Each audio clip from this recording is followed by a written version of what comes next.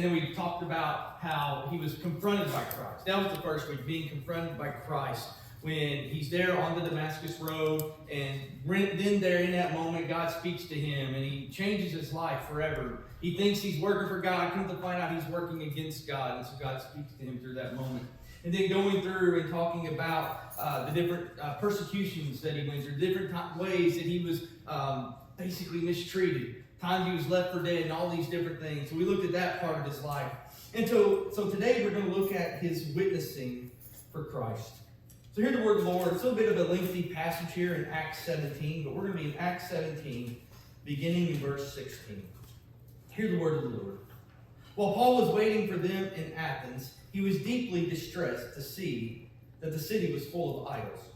So he argued in the synagogue with the Jews and the devout persons, and also in the marketplace every day with those who happened to be there. Now, devout persons, that would be Gentiles who were basically favored by the Jews, or not favored, I should say. They were siding with the Jews, okay? They were people who recognize that there's a God and he's the creator, but they don't recognize Jesus as the Messiah, okay? So that's who devout persons are. They were basically God-fearing Gentiles. Verse 18. Also some Epicurean and Stoic philosophers debated with him. Some said, "What does this pretentious babbler want to say?" Others said, "He seems to be a proclaimer of foreign divinities." This was because he was telling the good news about Jesus and the resurrection. So they took him and brought him to the Areopagus and asked him, "May we know what this new teaching is that you are presenting? It sounds rather strange to us, so we'd like to know what it means." Now all the Athenians and the foreigners living there would spend their time in nothing but telling and hearing something new. Then Paul stood in front of the Areopagus and said, "Athenians, I see how extremely spiritual you are in every way. For as I went through the city and looked carefully at the objects of your worship, I found among them an altar with the inscription, 'To an unknown God.' What therefore you worship as unknown, this I'm going to proclaim to you. See, the God who made the world and everything in it, he who is Lord of heaven and earth, doesn't live in shrines made by human hands. Nor is he served by human hand, as though he needed anything, since he himself gives to all mortals life and breath and all things. For one ancestor he made all peoples to inhabit the whole earth, and he allotted the times of their existence and the boundaries of the places where they would live, so that they would search for God and perhaps fumble about for him and find him, though indeed he is not far from each one of us. For in him we live and move and have our being, as even some of your poets have said, for we too are his offspring. Since we are God's offspring, we ought to not think that the deity is like gold or silver or stone, an image formed by the art and imagination of mortals. While God has overlooked the times of human ignorance, now he commands all people everywhere to repent. Because he has fixed the day on which he will have the world judged in righteousness by a man whom he has appointed. And of this he has given assurance to all by raising him from the dead. When they heard of the resurrection of the dead, some scoffed, but others said, "We will hear you again about this." At that point, Paul left them.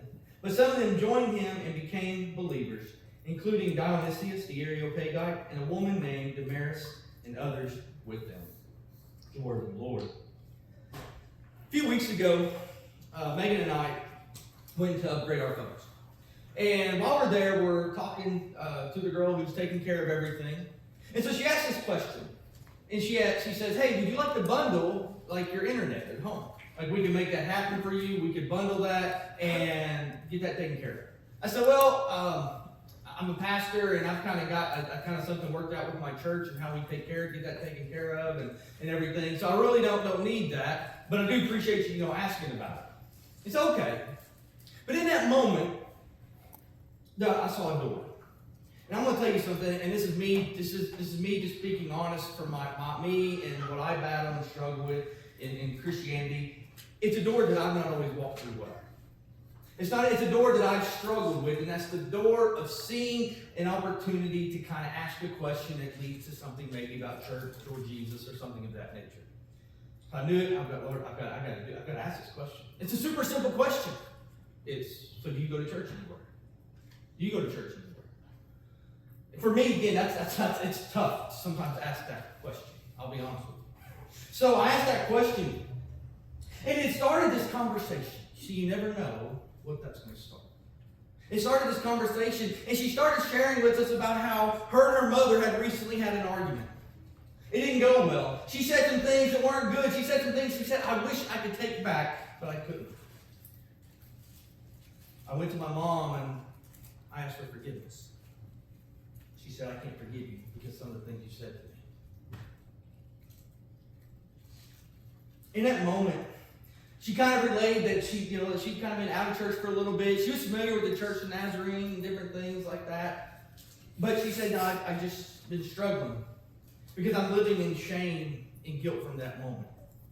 I've tried to reconcile with my mom, but my mom won't receive won't receive the forgiveness that I'm asking for, and it's just caused this great rift. And so we talked, and so for her in that moment, shame and guilt was like this trouble spot in her life. It was kind of the thing that was keeping her from truly experiencing maybe something God was wanting to do in a deeper way in her life. And so we continued talking, and I said, well, here's kind of how I see it, if it's okay if I just share it with you. I said, you believe Jesus? Have you asked Jesus to forgive you that situation? She said, yeah, I have. I've asked for forgiveness. I know I need to do that. I said, and you went to your mother and you have tried to reconcile this relationship, correct? She said, yeah. I said, well, so in my mind and the way I see things, you're forgiven. But the problem is Satan wants you to live in the shame and the guilt. Saying that, no, until you are restored, until your mom is willing to accept your forgiveness, you are not, or receive, accept your willingness to be forgiven. Until she does that, and Satan's trying to get you to believe that you cannot be forgiven. You cannot move forward. And so he wants to keep you down from that. He wants to keep you living in that shame, in that grief, that doubt in that moment. Now, I don't know. I said, my thing is that I just keep praying for your mom. So we'll pray for you. We'll be praying for you. So we'll pray for your mom in this situation. And so I don't know. I mean, I pray it gets resolved and everything. But there in that moment, she had this spot in her life that was impacting her ability to understand and I think see what God was really wanting to do because of the lies that Satan was trying to get her to believe. Satan's army, his angels, whatever it is that was trying to feed that into her life. So I think we come across people, maybe we ourselves have these trouble spots sometimes. Do you have any in your life right now? Think about these things that sometimes impacts our ability sometimes to see what God's wanting to do. Different things that we may be stuck on, or maybe individuals around us that we know, we're saying, you know what, they would become a Christian if only this. They would start following Jesus if only this. And so they're living in this area, and it's keeping God from doing this work that he's wanting to do in their life. Sometimes it could be the belief that God can really forgive sins through Jesus Christ. I don't know that God can forgive my sins. I've done so many bad things. I've done way too many things that you can count and that you can think about. And this day are so many, I don't know if God can really forgive my sins. Some people, it's the deal of saying, so you tell me all I got to do is have faith and I'm forgiven. You tell me all I got to do is believe that Jesus died on the cross for my sins, believe that was for me, for everybody, and that believing in him, asking for forgiveness, I'm then saved. Like I am saved and I have a hope in eternity with Jesus forever. Like I have that to look forward to. You tell me, and that's all I got to do to start a relationship with Jesus. See, we live in a world where we believe I have to pay something to earn that. I've got to pay something to get that. Like there's got to be some kind of exchange, right? If somebody gives you a gift, what do you then feel like you have to do? Give a gift. Oh, they bought me something. Because we live with this idea that they expect something in return. Like I've got to do something. Because there's this phrase that goes around, there's no such thing as a free lunch. Like it's cost somebody something. It's cost somebody something. And so we're thinking, okay, with salvation through Jesus Christ, that all I got to do is believe. They don't accept that there's got to be some number of good deeds that they've got to do to earn that salvation. And so some people keep searching their whole entire lives, trying to find what that good deed is to finally believe that they've received salvation. But here's the problem. They never find it. They never find it. They never figure out what it is because it doesn't exist. So people, they get hung up on that. And that's their trouble spot in that area. Some people then, let's go to a different kind of, on that kind of area, a different area of all this. With all these different religions, surely Christianity can't be the only one. Surely Jesus, yes, I hear that passage. Jesus is the way, the truth, and the life. But surely, there's got to be something to what these other religions are saying. Sure, there's got to be something to Hinduism and Buddhism and Islam and Mormonism and all these different ones across the whole gamut of religions. Surely, what if we could just bring all of the good from them and bring them together and then live from that? I mean, surely they can't be wrong, and we can't. We're kind of arrogant to sit there and say that we know it all because we have Jesus. And so some people are like, no, I can't believe that. I got to believe that all religions can lead to God. And so they're like, I'm not going to just sit there and give just completely into Christianity. I'm not going to give in to believing that Jesus is the only way. And so people get hung up on those things. There's a lot of different trouble spots that people can get hung up on in their life that impacts really seeing what Jesus wants to do. This morning, Paul found this in the group of Athenians, the Greeks as we would call them, that he's speaking to, that he comes across. Let me give you just a little bit of background. Paul has been with a person named Jason and Silas and Timothy. And what's happened is anywhere that Paul goes and he starts preaching the gospel, he starts sharing, problems arise. But before the problems hit, people start listening. He starts talking about Jesus. He starts telling about the good news. He starts sharing about the resurrection. He starts talking about all these things. And people listen and they'll start believing. But then all of a sudden you have the enemy, the antagonists, the troublemakers. They come in and they start making problems. They start raising a fuss against Paul and Silas and Timothy and Jason and all these others. They start saying, no, you don't want to believe this. They're just leading you astray and everything. And it ended up causing a lot of their persecution. Well, they get Paul and they say, you've got to get out of here. We got to get you somewhere safe. And so they get him and they end up taking him to Athens. Silas and Timothy, they're going to rejoin him soon. And so he's there and he's waiting. You get the idea that he's going out and he's kind of been cooped up in the house for a while. They're like want to make sure everything's okay, that nobody has followed them there to Athens. And so finally he's like, listen, I've had enough. I've got cabin fever. I've got to get outside. And so he goes. He starts walking around. And as he's walking around, he looks and he sees all these different idols. He sees all these different shrines. He sees these altars. He sees all these different things, all these different gods and goddesses, all these things that these people believe have divine characteristics. Now understand, the idol in the shrine itself, they're not saying that's the God. They're saying that's pointing them to their God. Like that's the God that's pointing them. This is an honor of the God that we worship. And so, but notice that when he does, first thing he does, he goes to the synagogue. Okay, the temple is Jerusalem. So anywhere else that you have a gathering of the Jewish people and their Sabbath and everything and teaching, they gather in the synagogue. So there in Athens, they have a synagogue. And he's there with other Jews, and this is where the devout persons come in, those believing, God-fearing Gentiles. And he starts teaching and he's talking to them, but notice it says he's arguing with them. He's arguing. Now Paul himself is a Jew as well. But he's arguing because he's telling them about Jesus. He's telling them about the Messiah. He's going to talk about the one thing that's really, really, really, really going to get hung up on.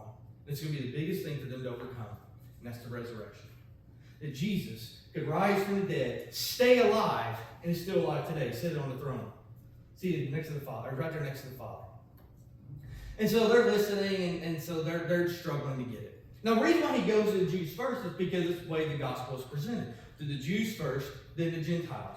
Not that it's like, the Jews, if they believe, like, I don't have to worry about those Gentiles. No, it's Jews first, and then everybody's going to be brought in. We're all adopted into this. Well, then he starts realizing he's not getting anywhere with some of the other Jews in the synagogue. He goes and he starts engaging in conversation with some philosophers.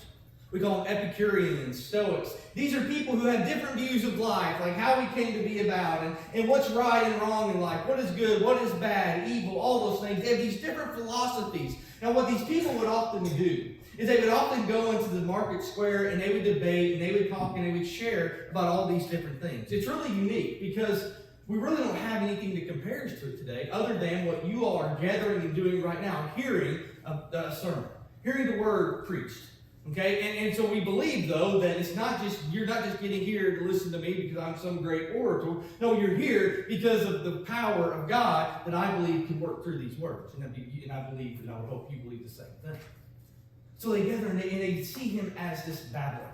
He's going, he's sharing, he's kind of maybe talking, maybe debating with these philosophers. They're there, and it says that they call him a babbler because they think he's talking about some foreign divinity, meaning something that they've never encountered, something that they've never heard of. And it all goes back because of of the resurrection.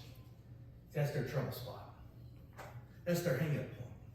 That's the thing that's keeping them from understanding and hearing and truly listening to the word. And so he continues, and he's talking about the good news. And so you get the idea that they've had enough. All right, we've had enough. We're going to take him to our place. So they take him to what's called the Areopagus or Areopagus, however you want to say it. And it's this place that has all these different gods and these shrines and idols and altars, all these different gods. And it's kind of like they're saying, all right, listen, we've heard you, Paul. We want to show you what we know. And so they go, and he looks around, and he sees all these different idols. He sees all these different altars. He sees all these different shrines. He said, wow, this is pretty spiritual people. You like to worship. You can see all these things. But then there's something that catches his eye. He sees this altar. To the unknown God. To the unknown God. He sees that as the door that's open. Now, let's just play this out for a second if it's okay. Let's imagine, I don't know how many years this existed prior to this event. But you imagine they're there. And they're getting all these idols, and they get all these altars, and they get all these shrines, and all these things have been built. And they're sitting there looking around, and they're thinking, wait a second, let's see. We got 1, 2, 3, 4, 24, 25, I don't know how many it was. And they're asking themselves, do you think we got them all? Do you think we got all of our gods and goddesses covered? Do you think, what if we're missing one? What if there's one that we don't know about yet and they've not revealed themselves? What if it's the god goddess of explosive, excessive diarrhea or something? I mean, we may miss that one, right? I mean, that's the thing going on. Maybe that was what it was for. I don't know. What are we going to do? Because what if that one comes along and it really just gets mad because we didn't acknowledge that god, that goddess? Hey, I got an idea. We'll make an altar. Here's what we'll call it. It's ingenious. To the unknown God. That's brilliant. Now we got our bases covered. We're good. We're good to go. That means nobody can get upset if some goddess and goddess decide to reveal themselves sometime later on. They can go and say, hey, where's my altar? Where's my idol and everything? It's all we got you covered. We just weren't sure about you. We're worried about misspelling your name. And so we weren't sure if it was an E or an I in that one part. And so we just said unknown God. We hope you're okay with that. You got to smooth that over. Fast forward to this point in time. Here they are. Here's Paul. He's preaching and he says, hey, I noticed that you got this altar. I noticed you got this idol. And he says, I see this. And when I see this altar and I see this idol, I want to enlighten you. I want to tell you about who this unknown God is because I think I can fill in the blanks for you. I think I can help you understand. And so he starts talking and he starts sharing. He said, the God that you have been missing is the most important God. The God that you said unknown, I am going to make him known to you today. This is the God who is far greater than all these other gods and goddesses, all these idols, all these shrines, all these altars, everything that you have built. This God is far greater than all of them. As a matter of fact, you can go ahead and do away. He doesn't say this, but you get the idea. He's wanting to say this.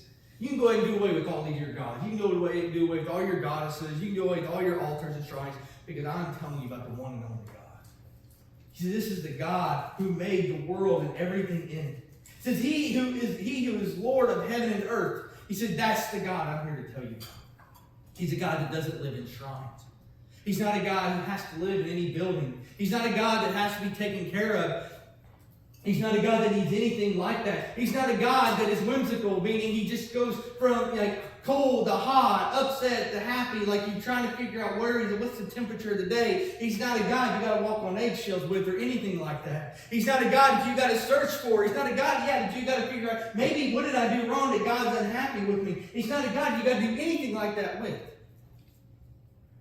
He is a God that we know, I mean, they say, well, what about the temple? I mean, didn't God have the temple built? Do you notice anything God asked the people to do, anything that was ever asked was always for the benefit of the people, other than one time.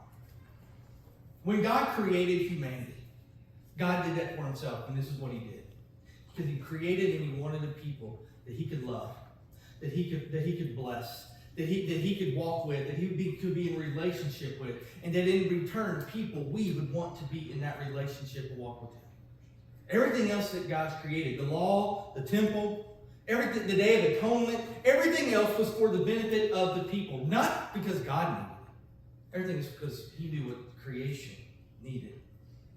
So he says he's not served by human hands. God's not a God who's sitting there laying on this nice, easy chair with somebody taking a fan, somebody feeding grapes, drinking Arnold Palmers and everything. That's not the God that I serve. That's not the God that I'm trying to tell you about this morning. He's not sitting there in need of things. You don't have to sit there and keep God alive in any way, shape, or form. He said from one ancestor, he made all peoples. Meaning from one human being, from Adam, he breathed breath into his life. God gave him his breath. And from that one person, from that creation, all creation began. And I think he would tell them, saying, listen, I carry the breath of God. You carry the breath of God. God has set our numbered our years. God has set our boundaries of existence. God has done all of these things. This is the God that I'm telling you about. He's not a God that you've got to search for. He says, and they would search for God and perhaps humble about for him and find him. Though indeed he is not far from each one of us. What he's saying is he's a God that doesn't have to be searched for. He's not a God who you guys have to be like, you think God will show up today? You think God's around? No, he's a God that's present. Some people think you got to sit there and try to, call on him and make sure that, hey, just say the right words, say the right things. And if you mess a word up, mess something up, you're going to make God mad. No, he's a God that wants to be with you. He's a God that wants to be. He wants to be in relationship. He wants to be right there and walk right along with you in life. And so he keeps talking. He says, and we are his children. We're his children. Now, here's what I think is happening. If I picture these people, all these ones that's listening in this moment, they're leaning in. They're like, I've never heard anything like this before. Nobody's ever talked about any of these other gods or goddesses. Nobody's ever talked about them like this before. They're hanging on every word as they're learning who this God is that Paul's revealing, because it's unlike anything I believe they've ever heard before. He said, well, we're God's offspring. We ought not to think that God is like gold or silver or stone or an image formed by art. God isn't like that. You can't just grasp God in an image. You can't grasp God in an idol or anything like that. God's far greater, far more valuable than gold and silver or any diamonds, any rubies, anything, whatever the most valuable thing in the world is. God is far more greater. God is far more knowledgeable. God is far better. He's a God who's overlooked times of human ignorance, it says. But he's a God who commands all people everywhere to repent. I mean, he's a God that can save. He's a God that desires to save. He's a God that knows how sin has corrupted the world. He knows how God has corrupted, sin has corrupted people's lives. And so we are people who need, and God has made a way because of his love. Now, he doesn't talk about love here. He doesn't say the word love, but we know that's the underlying theme of all this is God's love as well. But then he gets to the point. That this is going to be the point where they're going to make a decision. Am I going to listen? Or is this going to be the trouble spot that impacts my ability to continue hearing? Because it says in verse 31, because he has fixed a day on which he will have the world judged in righteousness by a man whom he has appointed. And of this he has given assurance to all by raising him from the dead. Meaning there's one who's come. Now when it says he was appointed, it doesn't mean this is someone that God picked. Like this person's just out there in the world and God said, I choose you to be the person to save the world. I choose you to then go back to judge people. This isn't how this works. It's the language that he's using, but he's talking about Jesus the Son, who's always been. There's never been a point in time where Jesus the Son has not existed. Jesus the Son has always existed. So he's saying he chose to work through him. And he is the one who's going to who rose from the dead, and he's going to come back again. So he talks about the second coming here, but he's talking about the resurrection. In verse 32, he tells us the result. When they heard of the resurrection of the dead, some scoffed. Some scoffed, meaning some like, I don't know about all that. I don't know if that's true. I don't know if I really want to believe that. Because see, there's nothing that they've had in their whole bag of God, goddess beliefs, and what their gods and goddesses can do and everything. They go through the bag. Okay, we got goddess of water, goddess of fertility. We got God of power and thunder and all these different things. And they say, what about, do you have God who could resurrect from the dead? We don't have that in our basket. Because nothing else has ever existed. There's nothing that compares to it. And so some said, we will hear you again. And so some joined him and some believed and others didn't. But they heard the gospel. Paul recognized something that day. He spoke to their trouble spot. He knew what it was. But notice what he used. He used something that they thought was a safety idol. They thought it was a safety altar. They thought it was just something that was there in that moment that they could sit there and think, you know what, we got to make sure all our bases are covered. So we're going to make we're going to make an altar to the unknown God. That way we're playing it safe. See, Paul has this amazing ability to just relate to people. In Scripture, it talks about how he knows how to become whatever that person needs him to become to reach them. Paul's just amazing at this. There may have been no person better in history that can do it like Paul. If you need to learn about it, have a garden, some exotic fruit or vegetable, Paul would learn how to do it.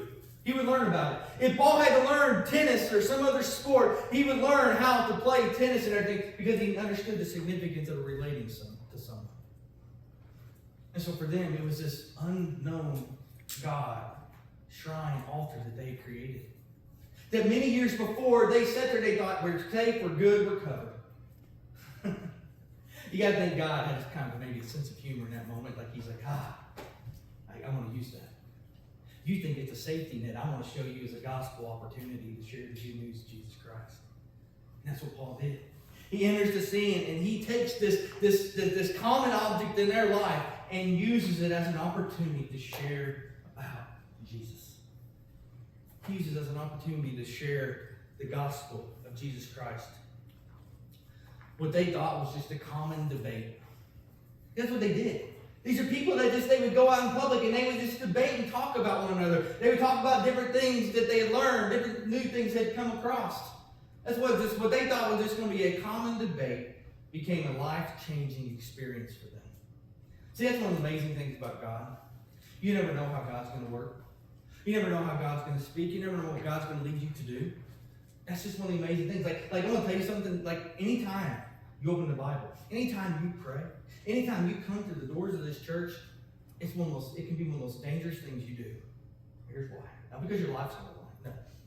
Because you don't know what God's going to say. You never know how God's going to work. You never know how God's going to speak. You never know what God's going to do.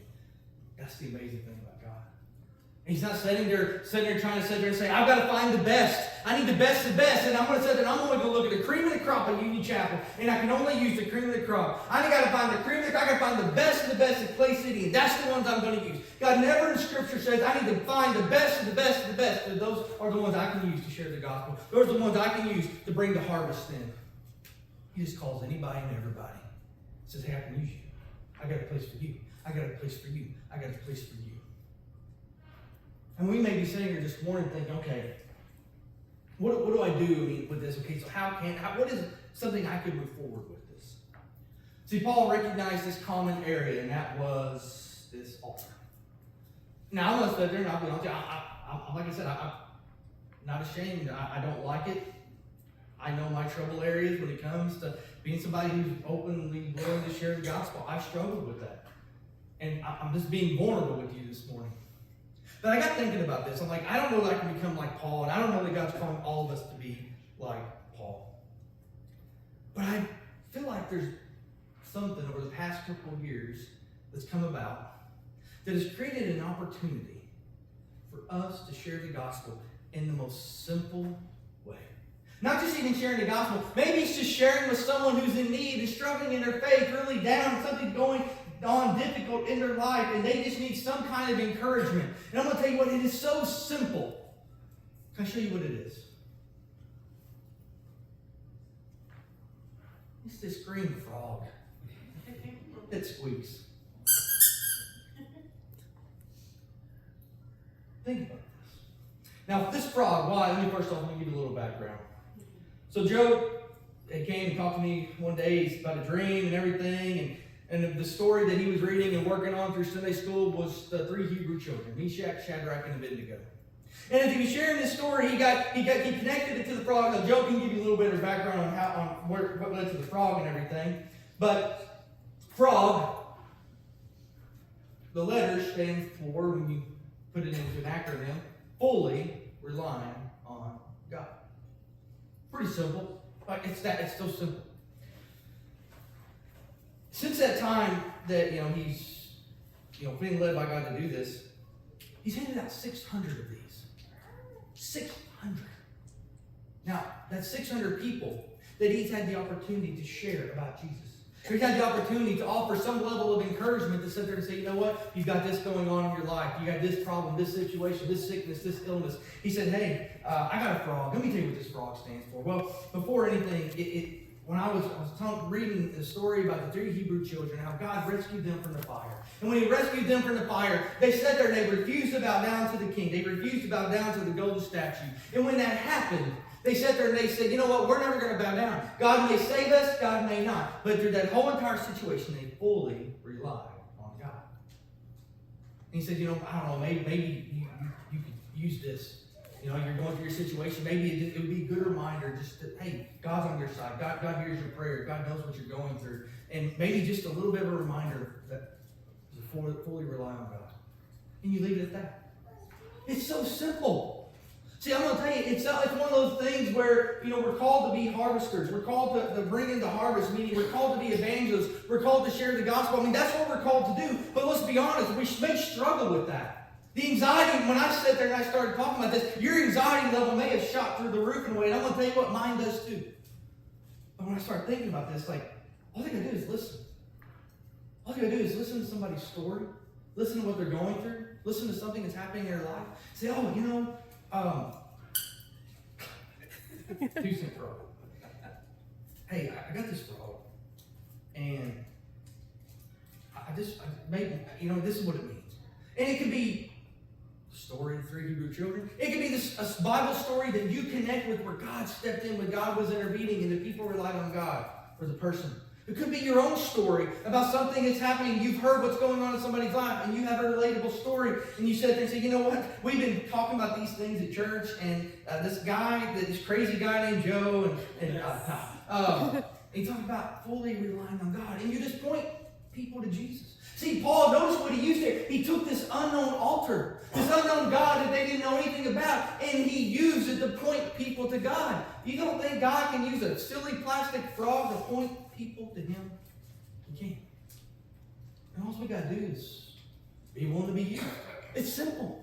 We don't have to sit there and recreate any kind of stories. We don't have to sit there and recreate the will. It's pretty easy. It's just having the boldness, having the confidence, having the trust. Okay, God, you're going to open doors. God, you can use this. So this morning I got thinking, how could Paul relate to us in this? He recognized the need, and he spoke to it. This is the way that God could use us, to where we can go. We can sit there and the church will take care of it. And we're not just 600, but we're talking hundreds more, thousands maybe. But all we got to do is look for those opportunities. Do like Paul did and just search around and find all the doors, the windows open to then share. But that's the next part. We got to step through that door, step through that window. Be willing to talk about it. Be willing to share. So maybe this morning your prayer is the confidence to take that. Like say, because we got plenty back there in the back, but I would encourage everybody to take at least one. Take one. I'm not going to put a time frame on it. I'm not. I'm not going to sit there and say, hey, this week, 2 weeks. No, what I want you to first do is pray. Because I believe God will put people in our path. God will put their stories in our life. He will connect us to people that we can then share with if we will let Him. But we got to ask. Then we got to, part of that prayer, we got to say, okay, God, you know my anxiety. You know my fear. You know where I struggle. So God, I need your help. God, I need your thumb in my back, maybe. Some of us, we want that thumb in our back. But this is, what could God do? Who could God lead you to? What kind of difference could God use you to make a difference in somebody's life? Again, if He could sit there and take this unknown God, idol, and altar, and lead the people to hear about the resurrection of Jesus, hear the good news of the gospel. Imagine what he could do through a green plastic frog. Never underestimate what God can do. Because we serve a God who's in the life-transforming business. You serve a God who's in the life-transforming business. Do you hear that? This morning, you are here. I would pray and I would hope because God has transformed your life. Think about where you would be if God had stepped in and intervened right now. Now think about those people that I believe we all know and they're right there on our mind. We said everything thing we've been praying about. We know there's people there. Imagine what their life could look like as well. The thing is, though, is we have a job. The job didn't end when we came to know Jesus and experience and come to salvation and believing in Him. No, that's the start. The job continues because then our job is then help others to know about Jesus. And it can be as simple as just starting a conversation over a frog. So that's the way that we can equip ourselves. Maybe for you it's something else, and maybe you know what that is. But this morning, I don't know, I've thought about that ever since I heard that number 600 handed out. I'm thinking, wow, that's in about less than 2 years' time. I'm thinking 600. Imagine what we could do if we all invested in just praying for God to open those doors, seeing those opportunities, and seeing what God can do through us. Let's pray.